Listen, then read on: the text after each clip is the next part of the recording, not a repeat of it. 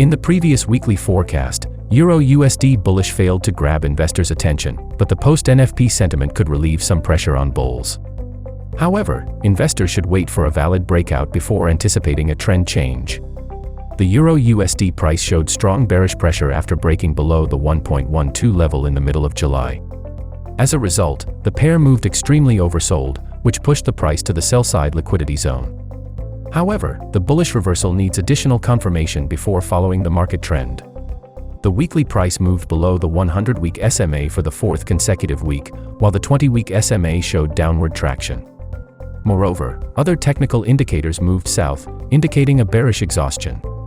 The daily price shows a strong bearish trend within a descending channel, which indicates a seller's dominance.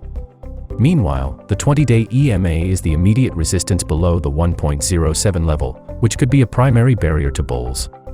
On the bullish side, a stable upside pressure could come after breaking above the 1.07 level with a stable daily candle.